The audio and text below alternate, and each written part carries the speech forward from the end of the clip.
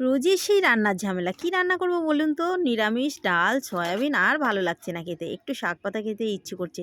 তাই ভাবলাম আমার যে বাগানে, সবজি বাগানে যে শাকপাতা আসে তাই তুলে নিয়ে এসে রান্না করি। সকালবেলা উঠেই আগে শাক তুলেছি, তারপরে দেখো ঘাটকোল আমি তুলে বেটেও নিয়েছি। তো বন্ধুরা, শাকপাতা কিন্তু খেতে ভালোই লাগে। তোমরা কেমন পছন্দ করো? তো বন্ধুরা, চলে এসেছি রান্নাঘরে। তো রান্না হবে আজকে কী সেটা একটু বলি, তোমাদের সঙ্গে একটু শেয়ার করি। অনেকদিন শাক খাওয়া হয় না।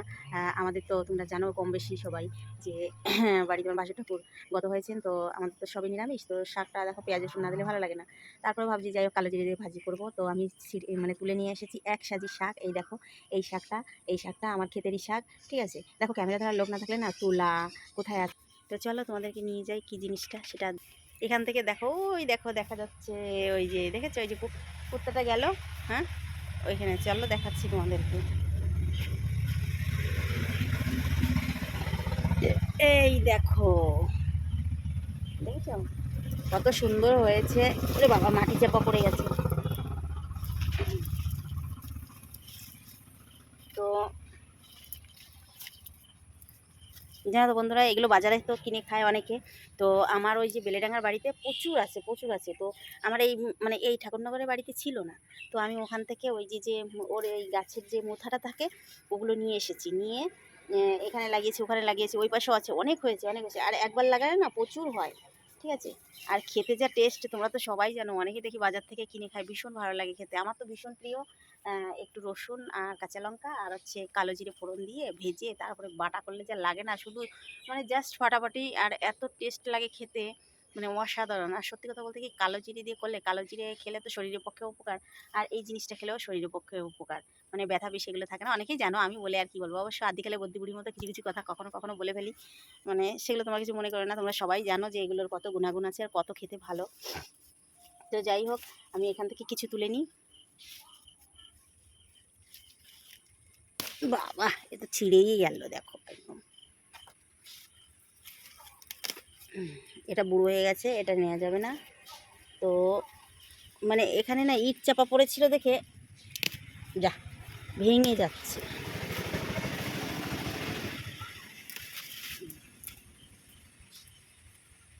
তো মাটি বেরিয়ে যাচ্ছে।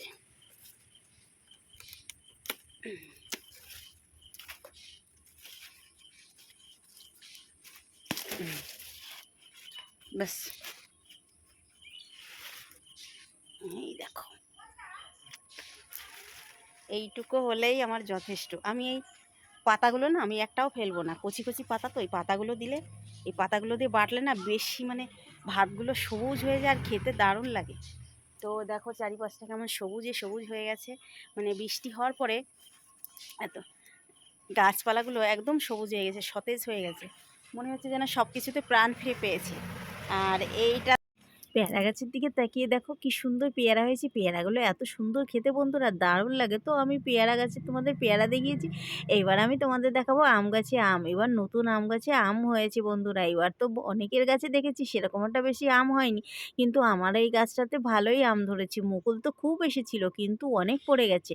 তারপরেও যে কটা আছে চলো, খাওয়া তো হয়ে যাবে। তোমাদের একটা জিনিস দেখাবো আমি, সেই জিনিসটা কি দেখো, আমাকে বেড়ে করে ধরেছে। এই আম গাছটাতে নিঃশট্টকে বাসা বেঁধেছে, ওরা এবার ডিম পারবে। আর যখন নতুন জল হবে ওই ডিম দিয়ে জানো তো অনেকেই মাছ মানে ধরে আর কি, বসি দিয়ে গেঁথে গেঁথে ওই ডিম দিয়ে মাছ ধরে। তো আমি যখনই এই গাছের গোড়ায় গেছি তো আমাকে বেড়ে করে ধরেছে, বাবা কামড়েও দিয়েছে। তো যাই হোক, আমার এই ভিডিওটি ভালো লাগলে একটা লাইক কমেন্ট শেয়ার করে দেবে, আর যারা ফলো করেনি তারা অবশ্যই পাশে থাকবে। দেখো বাসাটা কি সুন্দর করে বেঁধেছে, আর এত সুন্দর করে বেঁধেছে, এর মধ্যে এখন ডিম